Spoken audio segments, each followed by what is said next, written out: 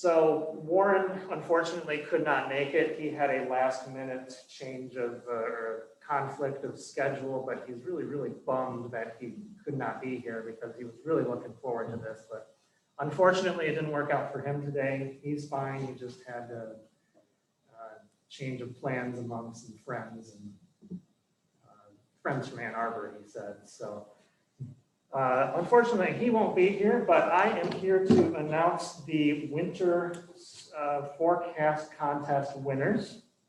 And it was a pretty dismal winter in terms of snowfall. So if you went low on snowfall totals, you were pretty much guaranteed a victory. And we only had one really, really cold morning in the middle of February when we were in the middle of the Arctic blast with when the skies cleared out, the temperatures went calm, or the winds went calm. It really bottomed out the temperatures. So the lowest temperature that Grand Rapids got down to this winter was -12. And the winner of that category with a forecast of -9, that goes to Kim Howell, who is also now known as Mrs. Kim Skolton. She's my wife.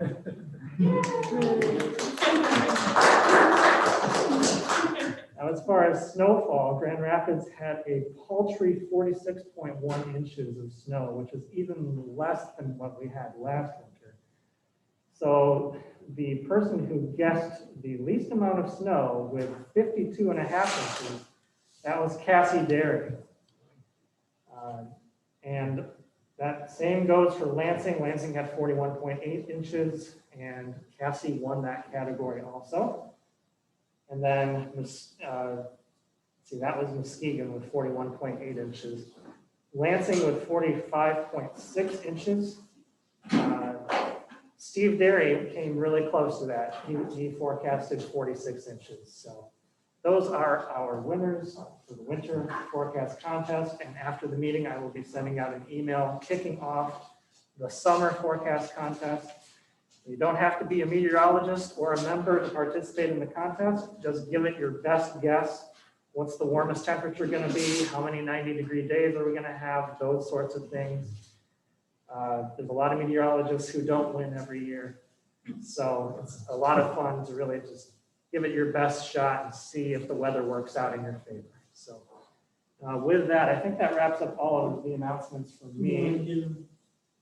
Let's give a gift card to one of our winners, Kim, and then we will mail out the rest of the gift cards to Steve and Cassie. Okay. Let's see. You So need to do a treasury report? I can do a very brief treasury report. let's turn it over to Bill, our treasurer. Yeah, it's really great. We have around $580 in our checking account, and about $70 in our, no, the other way, sorry. $580 in our savings account, and about $70 in our checking account, for about $650 total. And we had 23 paid members the last time we collected dues. So, and I don't really have too much else to say unless anyone's got any questions. So our plan was if you paid your dues for membership in 2020, that's going to automatically count towards 2021, since we kind of didn't really have a year this past year, so we don't want to make people pay dues for nothing.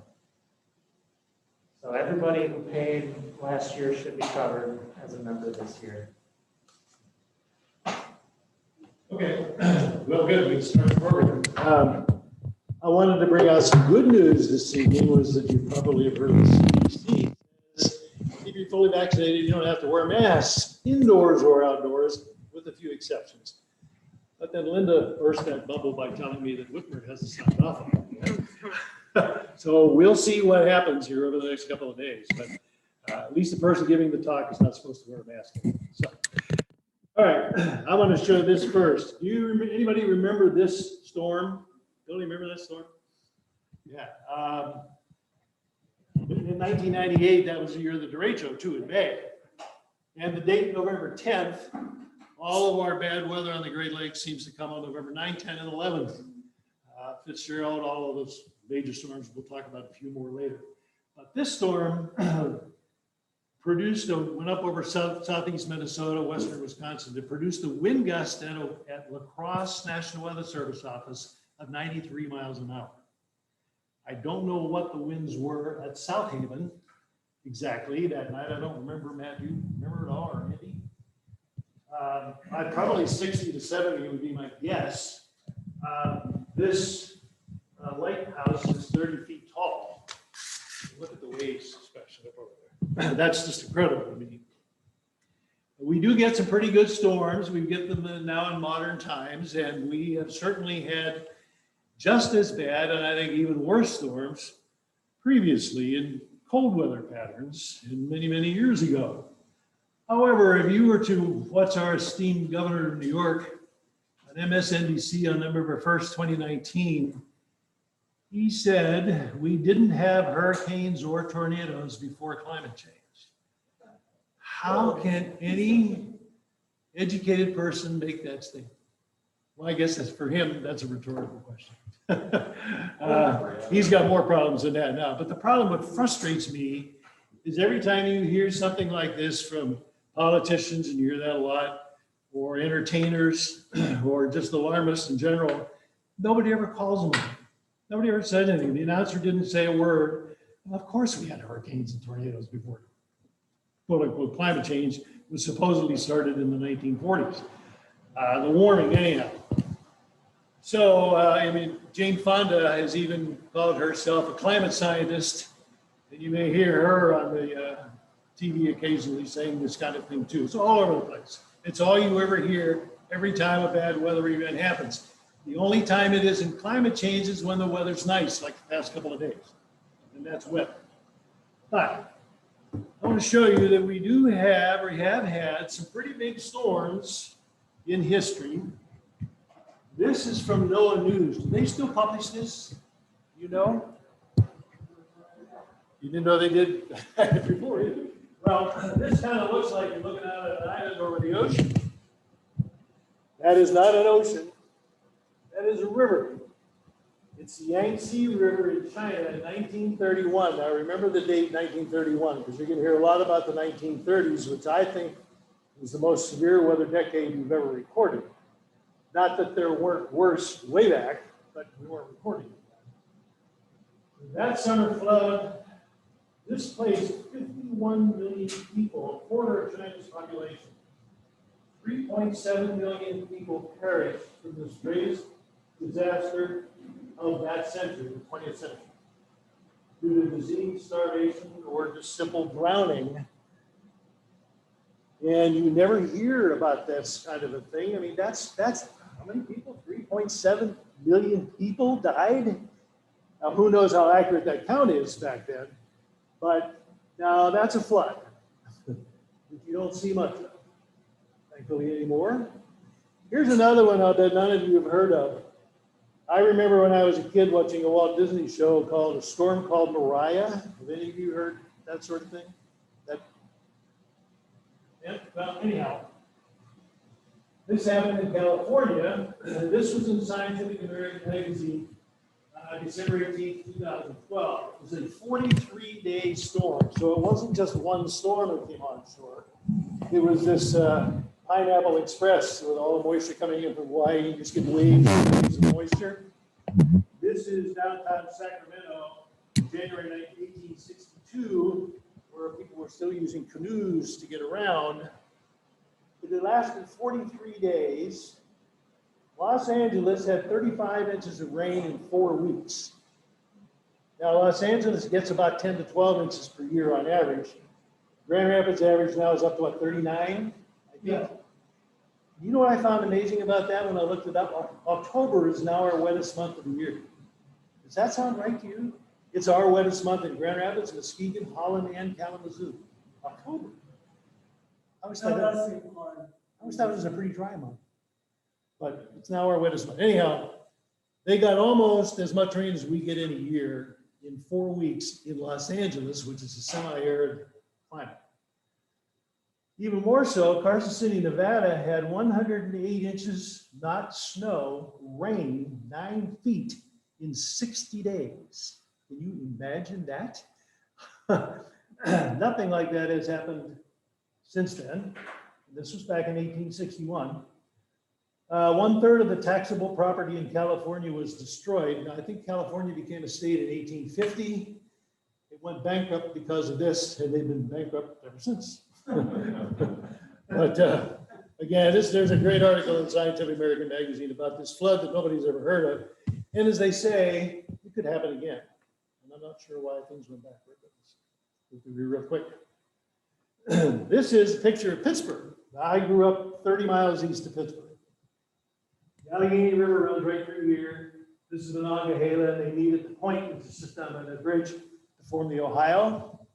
You can see the water at one time was up here. This is in when? 1936. Tremendous year of snow. It had all melted very quickly. And in March, the rains came and the warmth, and everything flooded from the Ohio River all the way up into New England, as a matter of fact. The water was 21 feet over flood stage. That would give a flood stage river level in Grand Rapids of 39 feet. Which would be pretty bad. 21 feet over flood stage. Now they've had flood control measures put in the rivers since then, so it probably would not happen that bad. But what's amazing to me is, again, I grew up 30 miles east of here, and nobody in my family ever heard it because there wasn't TV, and nobody was listening to radio or working on a farm or whatever. It was not hyped like it sure would be hyped today. There were 100,000 buildings not damaged. There were 100,000 buildings destroyed that they had to rebuild. That's just phenomenal. Here's something even more phenomenal. I don't know if you can see this or not. See that little pin? That's the location of Smethport, Pennsylvania. It is, you go probably just north of Coldwater, something like that, from how far north it is. Pretty far away from the Gulf and also on the west side of the mountains. So it doesn't get a whole lot of tropical moisture. But this is the most phenomenal rain event I've ever heard of. It dropped nearly 3 feet of rain in 12 hours in 1942, which is the biggest 12-hour rainfall total in United States history. But what's even more amazing is 28.5 inches of rain fell in 3 hours. That's almost 9 inches. That's over 9 inches of rain an hour for 3 hours. I just can't believe it. That's the greatest 3-hour rainfall total ever in the United States. And according to extreme weather, this guy from Weather Underground, the hillsides in the area were stripped of vegetation down to the bedrock. And I can imagine that. Only 11 people were killed, which is kind of surprising to me. I would think it would be more. But there weren't many people living there then. Again, that was 1942. So if you hear, how do you measure that? I don't know. What kind of rain gauge they had to do that. But that's in the record books everywhere you look. 28.5 inches rain in 3 hours. Whew. So, you know, what we've been getting recently is piddling. Okay, let's take a look at drought.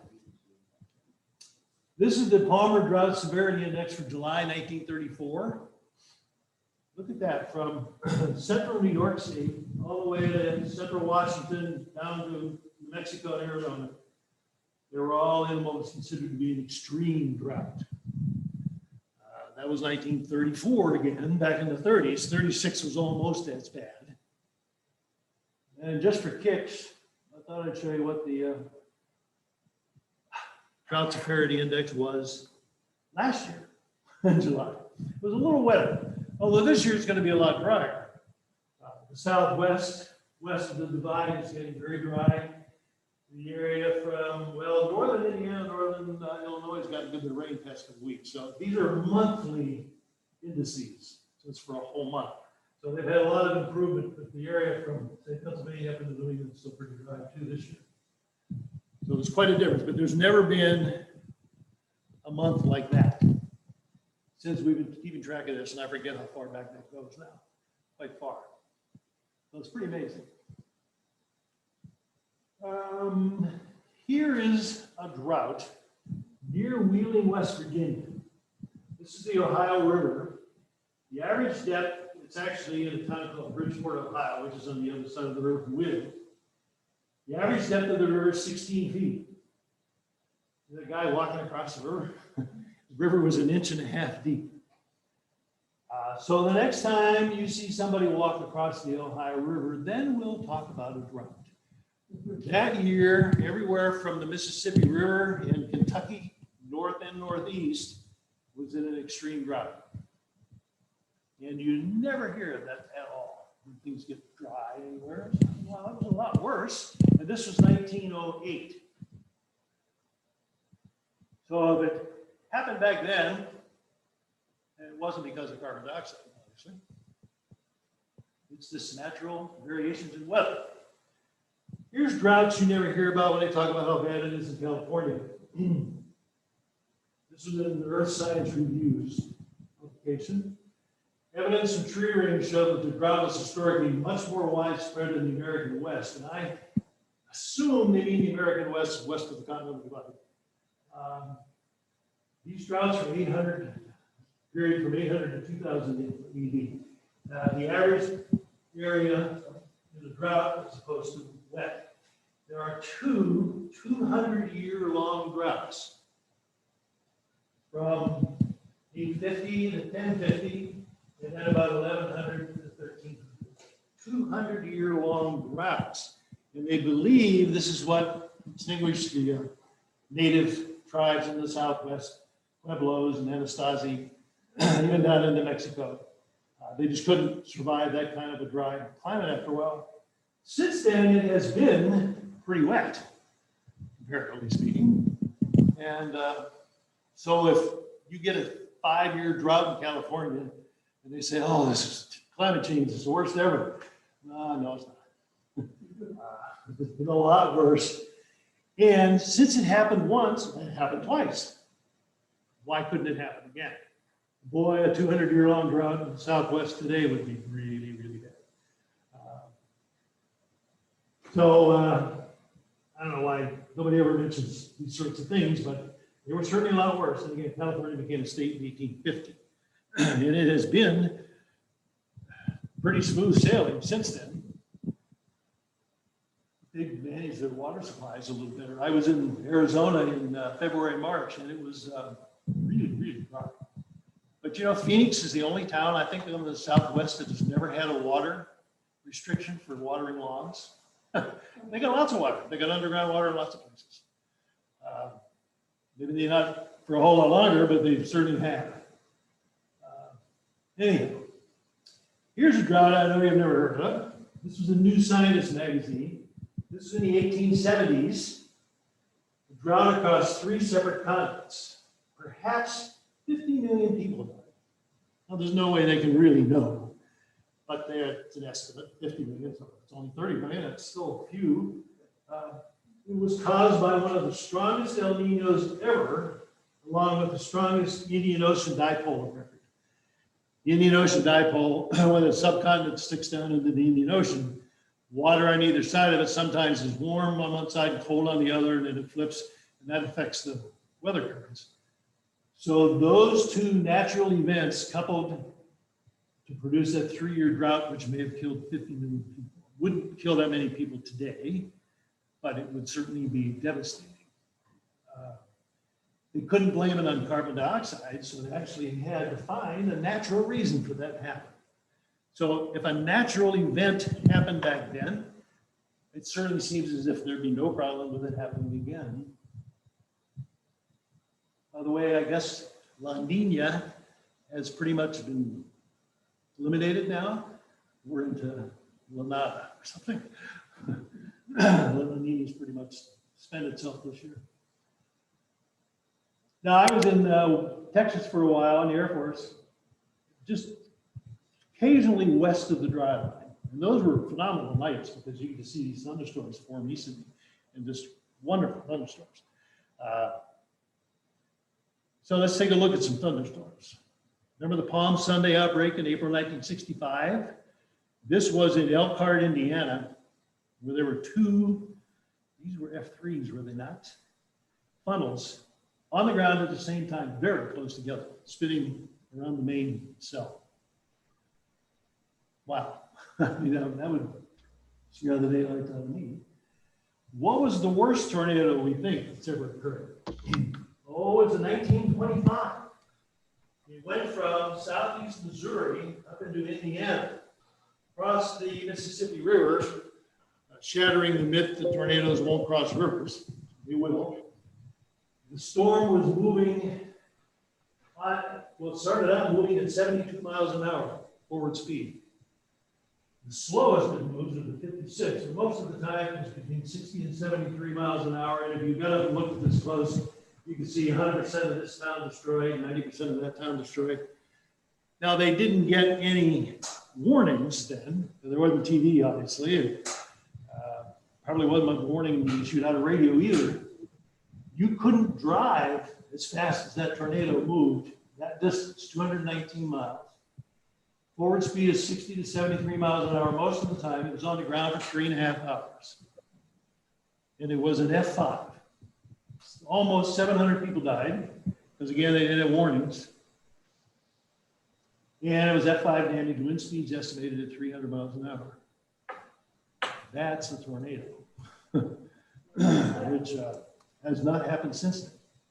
Nothing that bad. Nothing has been on the ground that long, that intense since then, thankfully. 1925, March 18th. Here is now, Storm Prediction Center says if you're going to count tornadoes and consider severity, you should look at F3s and above, because a lot of the F0s and F1s back here in the old days weren't counted because nobody saw them. But now with Doppler radar and such, and everybody's got a phone, we don't miss those. But if you just look at F3s, F4s, and F5s in the United States since 1954, the average per year between 54 and 85 was 55.9. So about the same time period, 86 to 2018 was only 33.8. The trend is down, and 2018 was the lowest measured in the United States ever. So if people are telling you, oh, these tornadoes are getting worse, it's awful, they know it's not. They're not as strong. Well, they may be as strong, but we don't have as many really bad tornadoes. We haven't had an F5 in Michigan since 1956. That's a long time to go without an F5 tornado. So I guess the odds are the longer we go without one, the better our chances are going to be that we're going to get one. And let's hope it doesn't happen soon. Since I retired, we haven't had any severe weather at all. Yeah. I was working with you with Potterville. Yes. 2007. That's our class. F3, yeah. Which I think there was an F4 maybe 20 years ago or so. I can't remember exactly when. That was 77 was our last. Yeah. Was it 77? Yeah. And 56, the last F5. We are living in really a golden era for weather. I mean, this is good. I mean, we get bad weather, but not bad weather like we have had. Okay, let's take a look at a storm in the Great Lakes. This is an interesting numerical model put together by Dick Wagonmaker and Greg Mann from National Weather Service, Detroit. It's called the Great White Hurricane. Storm of November 1913. Again, our storms on the Great Lakes usually occur November 9th through the 11th. You can read that period of 9th was likely the deadliest in Great Lakes history. That 6-hour period, 9 large ships and over 200 people lost their lives. Predicted waves to 36 feet. I think isn't the highest on Lake Michigan 20-some feet, 21 feet, something like that, ever recorded, I believe. Return frequency of waves like that just over 3 minutes. Long periods of hurricane force winds. The large vessels were caught at the trough. They were risked of capsizing. At least 3 of the large boats were found upside down, showing that they had capsized. As this bomb approached the Great Lakes from the southeast, The worst storms in the Great Lakes, well, I guess from the southwest or southeast, those storms moving due north or actually north-northwest can be just terrible storms. This was one of them. Frequent gusts exceeding 80 miles an hour are predicted by the model. And you can see the number of hours of hurricane force wind gusts along Lake Michigan, over 13 hours of hurricane force winds were likely. Over southern Lake Huron, the winds picked up in 8 hours from 52 miles an hour to 80 miles an hour. Survivor estimates of wind gusts to 90 on Lake Huron on the evening of the 9th are not unreasonable given the computer simulation. Now, here's another event. I got in trouble for doing this on the air one day. News director, who shall remain nameless, and I didn't get along. I thought this was really interesting stuff. So, November 11th, 1911, this is Janesville, Wisconsin, that's Venice. We're right there. So what happened at that time? Well, there was a cold front that went through. And at 9 o'clock, at 9 o'clock, the temperature was 70 in Janesville, and they had an F4 tornado. 3 hours later, the temperature was 7, and there was a blizzard going on. A 63-degree temperature drop in just 3 hours. From a tornado to a blizzard, boy, would that cause some problems. There are just stories out there about men freezing in their saddles and chickens freezing in their tracks and all kinds of things. Who knows if that's true or not? But this kind of thing happened all the way down into Kansas. That was truly a cold front. No such intense frontal passage has occurred in modern records anywhere in the United States. A similar event occurred when? Way back in 1836. Haven't seen anything like it since then.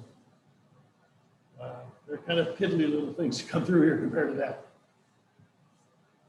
Well, did you want to see that before? Okay. And you can look this up on Weather Underground too. Day of infamy for the Great Lakes, November 10th. Right around that November 9th to 11th period, look out for storms, possibilities. Here is a hurricane. Let's talk about hurricanes for a little bit. This is a 1938 hurricane called the Long Island Express. At noon on September 21st, it was just east of Delaware. About 10 o'clock that evening, it was entered Canada. The storm was moving at about 60 miles an hour. Hurricanes don't move at 60 miles an hour. That's how fast that storm was moving to the north. There was a 50-foot wave recorded at Gloucester, Massachusetts, in the southeast part of the state. And the water rose 7 feet in 30 minutes in New York Harbor. Now, if this will let me go back, New York Harbor had a north wind, and the water still rose 7 feet in 30 minutes. The Empire State Building had a gust to 120 miles an hour at 1,250 feet above sea level. I don't remember seeing any reports from the top of the Empire State Building on Hurricane Sandy. Did you people ever see anything? No. Maybe they blew their anemometer away. They never replaced it. I don't know. Blue Hill Observatory, and this is what's phenomenal. This is at 41 degrees and a half latitude north. It's not tropical. Blue Hill Observatory had steady winds of 121 miles an hour, gusts of 186. Never before seen anything like that. That was in 38. Back in the 30s. It remains the most powerful and deadliest hurricane in recent New England history, eclipsed in landfall intensity perhaps by the great colonial hurricane of when? Back when they were driving SUVs in 1635. I mean, it wasn't caused by carbon dioxide. And here's another one. East Coast $100 billion hurricane event. When compared with other events historically, there is no storm in the late 19th, 20th, or early 21st century, which would have caused wind losses comparable to the 1821 Norfolk Long Island hurricane. And that's from Swiss Re, which is an insurance company. And Warren Buffett has said climate change hasn't hurt his profits at all. Because there's been worse storms in the past, but now they've accounted for that, as they should. This was 1821. David Robinson, the New Jersey State climatologist at Rutgers, said there's no question the 1821 hurricane was a devastating storm and it would likely far exceed Sandy if it arrived today. And power grid would be out for weeks, if not months. So let's take a look at damage, because you always hear every time a hurricane hits, oh, this storm produced more damage than any other storm. That's because of climate change. Well, no, it's not. Here's the actual damage in 2019 dollars. You can see the actual damage gets higher as we go along. But when you what they call normalize events, say if a storm like Sandy hit New York today, or hit New York maybe in 1900 and did $100 million worth of damage, what kind of damage would have happened today if the storm hit in exactly the same spot, in exactly the same intensity? Called normalized damage. And Roger Pilkey is very famous. Pilkey, this is Richard Lancey from Hurricane Center. Yeah. They got together and have done this a number of times. So here's the normalized losses. The storms aren't getting any worse. What's getting worse is the amount of damage, because there are more people and there's more stuff, more expensive stuff to damage. And you never, ever hear that on the news. Maybe We used to when Neil Frank was the director of the Hurricane Center. he would do. Yeah, Neil Frank was a great guy. This is 1926. Over $250 billion damage. This is Sandy. Well, this is 2005, a combination of all those hurricanes in five. Katrina and Wilma. But this was 1926. What happened in 1926? Didn't produce much damage, actually. Why is that? That's called the Great Hurricane, the Great Miami Hurricane of 1926. Cleverly named. If that storm were to hit exactly the same spot with exactly the same intensity as it did then, look how much more damage it would cause than anything else we've ever had. So all these news stories you hear, the hurricanes are getting worse, the damage numbers are going way up, first billion-dollar disasters and all this kind of stuff. It's not because the storms are stronger, it's because there's more stuff to damage. Many more people around. But that's a great chart. Let's talk a little bit about heat. See the states in blue? Those states set record high temperatures in the 1930s that have not been broken to this day. And there's 28 of them that haven't been broken to this day. Also notice there was a period in 1994 when Texas and Nevada was a real bad heat wave too. I think that's the time Phoenix hit 120. But 28 states had record high temperatures in the 1930s, in that decade, and those all-time high temperature records have not been exceeded since then, which is pretty amazing. We've got a lot more people, and the urban heat island effect is certainly pretty significant, but they haven't broken records. Let's take a quick look at the incredible 1930s. State record lows. There were 8 of them. Michigan was one at minus 51 on February 9th, 1934. I think it's 11 miles northeast of Vanderbilt. But I think it was 1996 at Amasa, or Amasa, however you pronounce it, town in UP. The temperature had minus 52, but they disregarded that reading. And I called the head of the National Weather Service in Marquette and said, why didn't you guys accept that reading? And he said, because the thermometer, well, this is a little log cabin, and it had a porch stuck out, and it had posts holding up the roof. And they had the thermometer on the outside of one of those posts. And he said, well, the cabin was radiating heat as a black body, like your car radiates heat from its hood, and you get frost on your car when you don't get it elsewhere. And I said, what? I don't think a log cabin radiates as a black body. If anything is warmer than the surrounding air outside, They did not accept that temperature. So I still think minus 52 is the real low, but they call it minus 51. Notice North Dakota at minus 60, Wyoming at minus 63. So the state record highs, again, here are all the listings of them. Now notice a couple of things. Michigan, minus 51 on February 9th, 1934. Michigan's high, 112, July 13th, 1936. This is 2 years apart. And this was at Mayo, and they're very close. Mayo and Vanderbilt are really quite close together. Well, that was 2 years apart. But look at North Dakota.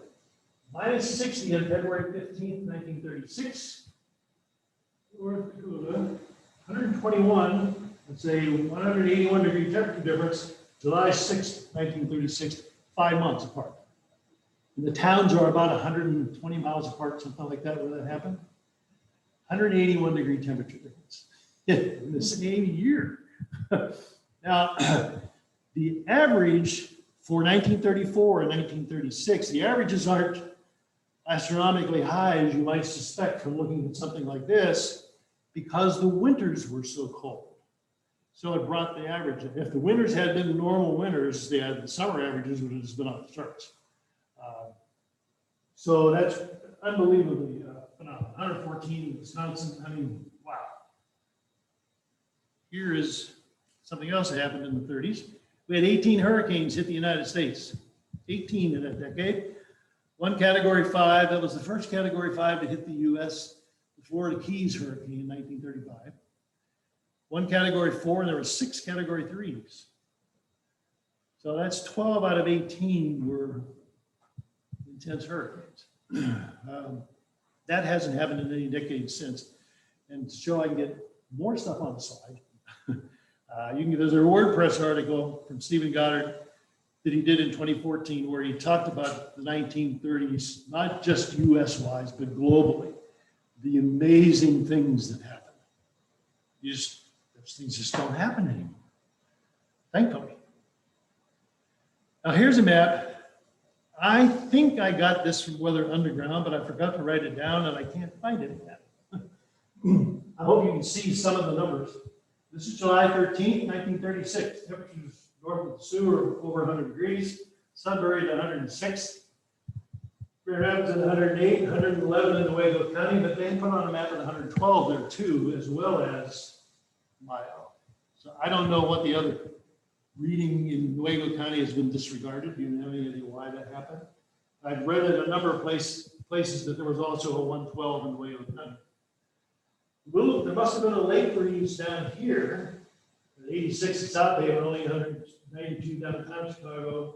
That's probably Gary, Indiana. 102 in Chicago. But still, that's 104. Looks like that's what? Muskegon's observation, by the way, was on the pier. They were out on the We pier. ended up pier. Wow.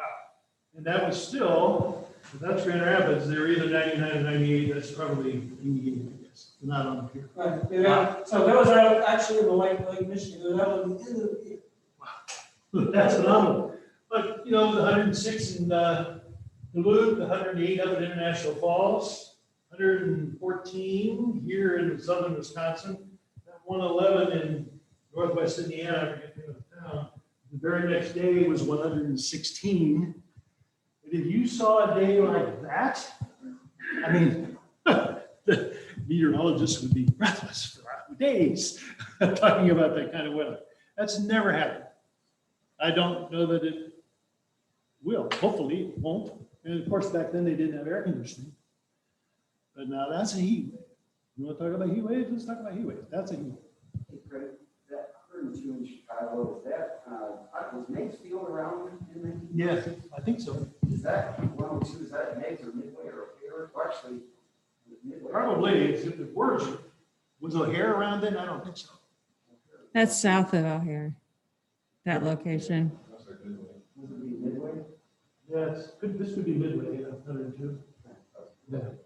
But even Milwaukee, well, that's 95 at the lakefront, 105 inland a little bit. So that's just, and I think Grand Rapids had 8 days in a row of 100 degree temperatures and 2 nights, I think, of 80 or 82 for low temperatures. I haven't seen anything like that since then. Don't want everyone. All right, just to sum it up, this is from Roger Pilkey again. He testified head of a committee for the EPA back in 2017. So let me summarize these. I think these are really important. It is misleading and just plain incorrect to claim that disasters associated with hurricanes, tornadoes, floods, or droughts have increased on climate timescales either in the US or globally. It's further incorrect to associate the increasing cost of disasters with the emission of greenhouse gases. Globally, weather-related losses have not increased since 1990 as a portion of GDP. And we've used GDP that takes into account increases in population and productivity and the expense of things. And they've actually decreased about 25%. And insured catastrophe losses have not increased as a proportion of GDP since 1960. Again, Warren Buffett says his company hasn't been hurt at all by climate change. Hurricanes have not increased in the US in frequency, intensity, or normalized damage since at least 1900.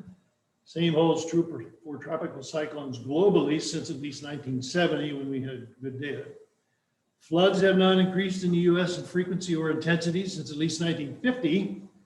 Floods losses as a percentage of US gross domestic product have dropped by about 75% since 1940. Tornadoes have not increased in frequency, intensity, or normalized damage since 1950, and there's some evidence to suggest they have actually declined. Drought has, for the most part, become shorter, less frequent, and cover a smaller portion of the US over the last century. Globally, there has been little change in drought over the past 60 years. But the absolute cost of disasters will increase significantly in coming years due to greater wealth and populations in locations exposed to extremes. Consequent disasters will continue to be an important focus of policy, irrespective of the exact future course of climate change. But you'll never hear any of that on network news. It just goes on and on and on about how bad things are getting. We're all gonna die. We're living in a really pretty safe couple of decades. Weather's not been that bad. I saw, how long has it been since we've had a tornado warning in Mid County? We had one last year, was it? For small one? I forget. Well, we haven't had much severe weather. Very little. So I can't watch news. I cannot watch television news anymore. Just can't do it. This is partly why. Yeah. You see the Project Veritas where CNN, whoever producer said that their next big focus was Oh, yes. pushing, shoving. Climate change. When we get rid of COVID, we're going to push climate change. Yes, I saw that. So are you going to hear? And I just hope you say, hey, wait a minute. The data doesn't say that. And then if you're still working, you'll be fired. Yeah. You see NOAA's got a extreme climate index. I've heard of it. I haven't looked at it. And so there's 6 things that go into this index. Okay, it's the area that is percent areas where the highest temperatures in top 10% of the bell curve for temperature. The top 10% area where the high temperature is cold. The top 10% for our highest minimum temperatures, top 10% for the lowest minimum temperature. And then the same thing with floods and droughts. And they have some kind of a thing which I didn't look into completely enough with the intensity of landfalling hurricanes. Okay. And if you look at their wonderful little curve, last year was the most extreme. Yeah, if you look at NOAA's graph for temperatures, up until 2000 or close to then, the 1930s were the warmest we've ever had. They're not anymore. They've been lowered considerably. So I don't know, there's a whole lot of adjustments going on. Let's just look at the data and see what it says. Yeah, he's almost got fired. He's still working though, because he and a number of other people would keep putting out studies like this. And this is mostly all from the IPCC. but they agree that this is actually true. And a few of them are lately saying, these alarmists really should tone it down. They're really hurting our cause.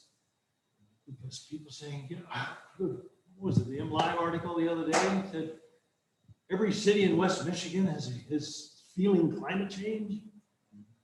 Really? Well, maybe you are, but you got to be pretty sensitive. I don't know. I can't. Yeah. I have a couple of questions. It's not just the mainstream media, we're also pushing the school every day. Well, the time Yes. for kids, I taught elementary school, and they are just really shutting it down. So, Yeah, some things are forcing them.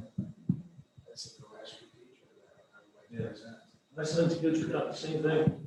He came in and he said, what can I tell them? I said, well, bring them over. are your kids freshmen in high school or college? Yeah, yeah, and then that critical race theory is coming up.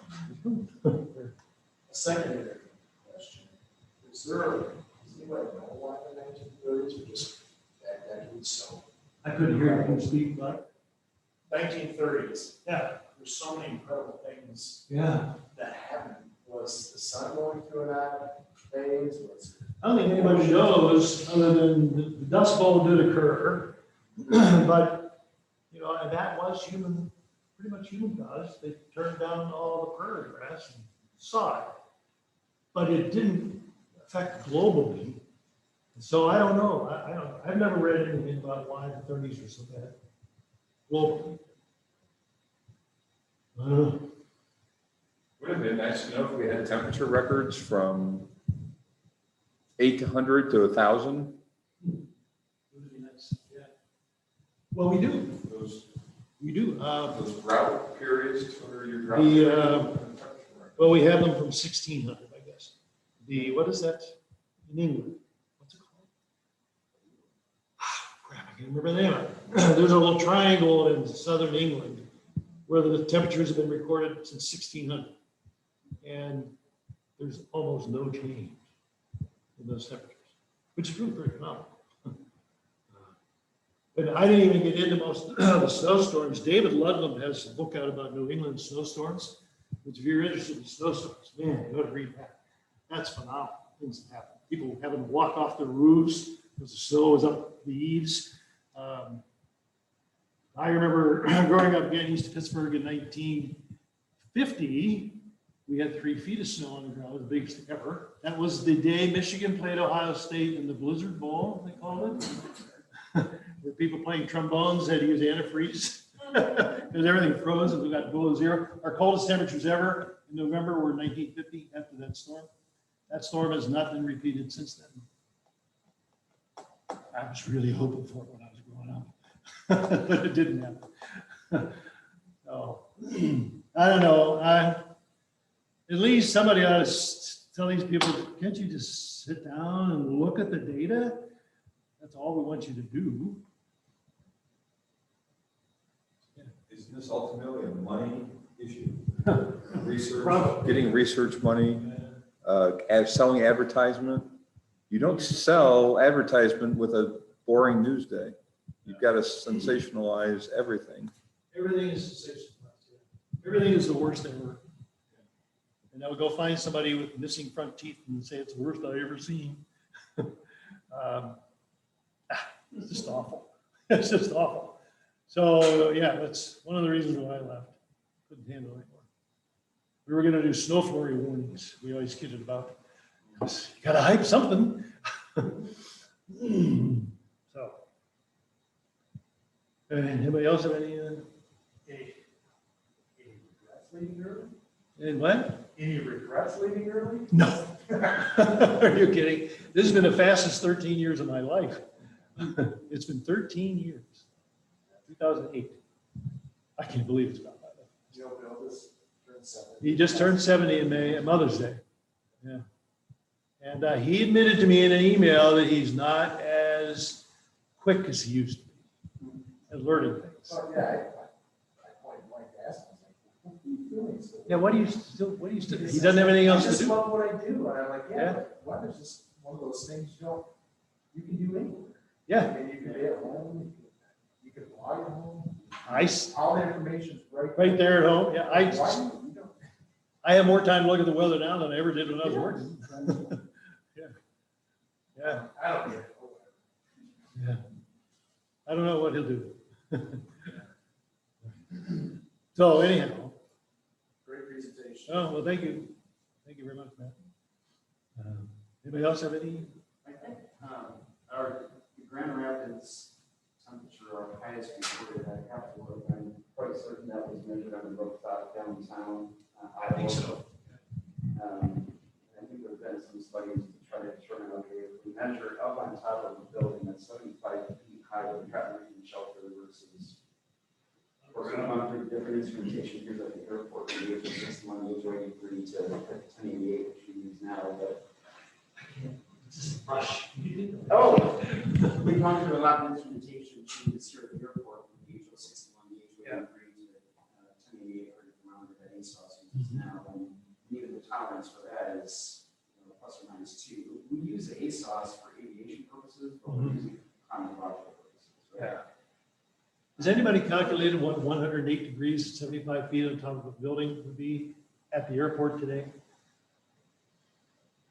All I know is, Let's do that. all I know is that for 10 years, they ran simultaneously the observations of the post office, the roof, and Grand Rapids Airport, which is different than Cape County Airport, right? And the average difference, month by month for all 10 years is about 2 degrees. Daytime or nighttime? Both. Both, same on both? It seemed like it was the same on both. I'll have to double check that. So it was, So it was 106. yeah, essentially. Gee. Because we, that's conjecture because they were doing that in 1936. That's amazing because I would drive from downtown out to my house and I would lose 15 degrees sometimes. But they started the Cape County Airport part of it, was in 1939. It was on Roger Beach 80 Drive, right? Yep. That wasn't very built up then, I don't imagine. What year? 1939. Well, if you look at the record books about observations that you get smoke over the city, it's just fascinating, and especially like they pay a lot of attention to Aurora Borealis and very astronomical observations included in the meteorological observations. Yes. And then we started getting in trouble for doing that. I was in the Air Force and we always had comments into the observations. And they said, cut that out.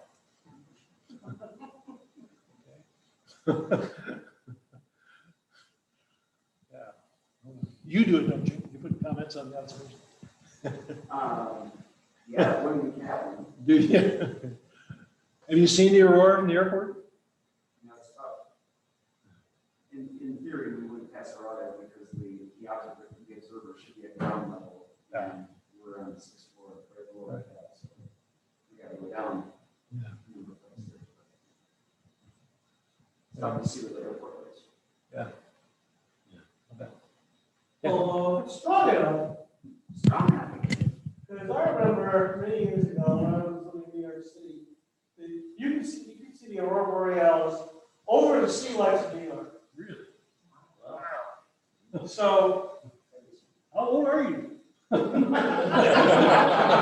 68. Maybe 68. Wow. I mean, so that convinced me. And there were people, I kid you not, that know it was the end of the world. People were screaming in the streets. New York City people. So, I mean, if you can see the Aurora Borealis over the lights of New York City, but that's telling me whatever auroras we are having, and The last really good one I saw, I think was 75 here in May, was in color. I swear I saw one a few years ago. I was in Newaygo County and I could see it was like right over. I mean, yeah. I don't know what else it could have been. It was green and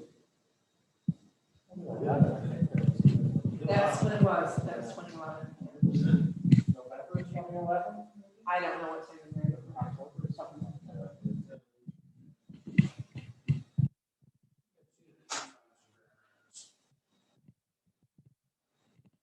Is there a page 7 index just the other day? You were supposed to be able to see it? It petered out.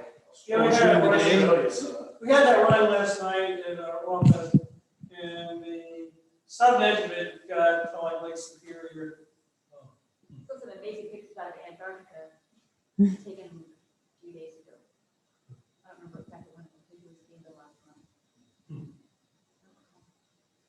What year was it they saw the aurora all the way down in Florida? That was the Great Carrington event, something like that. 1800s, somewhere in there, yeah. Yeah, that's impressive. So you could find severe weather, horrendous severe weather, goes way back. There was the guy who was a climatologist by the name of Lamb in England, said many times and wrote it all the times in his books that the worst weather occurs in colder climates, the stronger storms, not in warmer climates. I think that's true, except for maybe hurricanes. Our severe weather frequency kind of fell off the shelf in 2010. It's never really come back. I mean, and given how much more information we can have because of cell phones and cameras and dual pole radar, the fact that the numbers have gone down as much as they have, and they've been consistently down, this is 11 years now. Yeah, Right. well, 13, I went into 08, the day after I quit, we had a horrendous windstorm, thunderstorm, and there hasn't been anything like that since. Nothing over 50 miles an hour. So at least in lower Michigan, they can say fairly emphatically that the severe weather frequency is plummeted. There's climate change. I think it's carbon dioxide. Yeah. Would it be true to say that we have more severe weather reports today than in any previous time of history? I would think so. Would you? Well, okay, so back a long time ago, like before we had the dual pole radar, the only reports, because I actually did storm data for about 10 years, and the only thing that I had to base our storm report, and I was doing the whole state of Michigan back then. The only thing I had were newspaper clippings that a newspaper clipping service would send to us. And so you just had to go on whatever was in a newspaper. Well, I mean, That's why I'm talking, that's why I said that. I mean, Because of our information technology explosion that leads to Craig, don't an shut increase down in yet. severe I'm gonna weather. try one more number thing. of reports, Just don't shut it down yet. they increased dramatically from the early 1990s into the late 1990s. And a lot of it is because of having cell phones and that sort of 1990s thing. is the advent of internet. And also, when the guy who was in charge of our office changed, he was absolutely ballistic about checking every severe weather report out. He would get in his car, have people in our office get in their cars, and check every severe weather report out in every event. And the other thing too is that we're supposed to be responsible for verifying our warnings. So if the person putting out the warning is responsible for verifying the warnings, you know what that's called, right?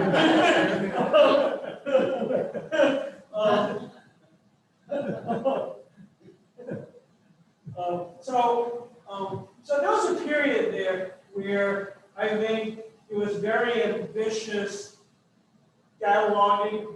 And so there was a zero event. We were responsible the next day to go and make phone calls and try to track everything that we could possibly find. Gas prices were a little cheaper too. So if you look at the number of reports, it's somewhat related to who's in charge, and how good they are at gathering the data. But I still say that, so after 2000, we're still being fairly diligent, just not getting the events. So, yeah, I mean, the other thing that was true there too, is everything was a tornado. Any significant wind damage is a tornado. And, you know, I'm not gonna drive the Upper Peninsula when I'm living in Detroit to find out that was really a tornado. I mean, I have to go on reports. If they said it was a tornado, I'm not gonna sit and try to figure it out. So, but even then, our tornadoes are actually decreased. Is that true everywhere in the United States or just Michigan, southern Michigan? What's that? That the severe weather reports have diminished? No, it's not necessarily true of all country. It's not.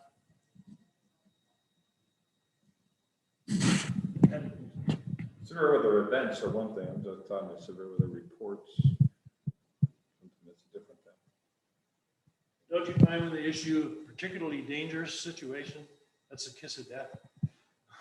Yes. Yeah, it rarely happens. Sometimes, yeah, but more often than not, it seems like, oh, not gonna happen. That's to high risk. Yeah, high risk. I think, didn't that lead to part of the problem with Katrina too? Is that so many things had been made hyperbolic, and then when the real thing happened, people were having a party. So much the hurricanes was the dams breaking and the Yeah. whole infrastructure problem. 2 days after the hurricane hit the. Have you been to New Orleans, with the dikes, see the boats go above your head? How do they live there? I have no idea. Well, the hurricane damage itself, the hurricane was worse in Mississippi, Yes, so it received far less coverage. they were out celebrating in the streets of New Orleans that morning saying we escaped. Yeah. So, let me start. They said they only recorded category 2s. I think 90-mile-an-hour wind gusts in New Orleans that day. I mean, if that was a true, yeah. Category Cat 5. I guess they had. Did it hit us at 4 in Mississippi? It was a 3.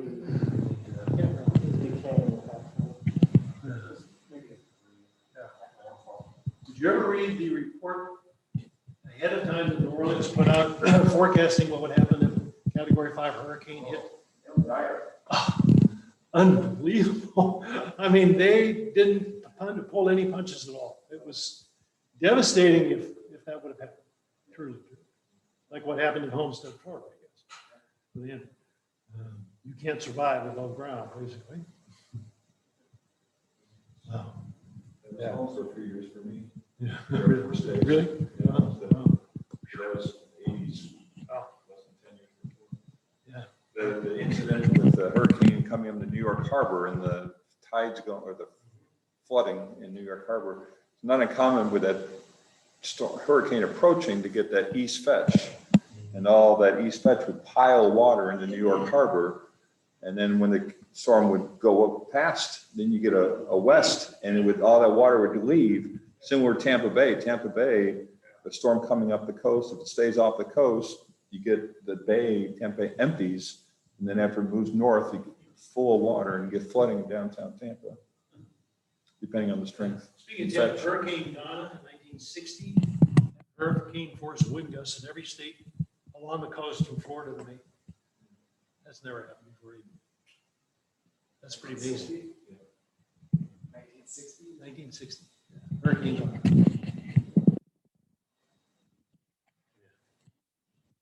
Okay, I guess. We're done. So glad we can do it in person.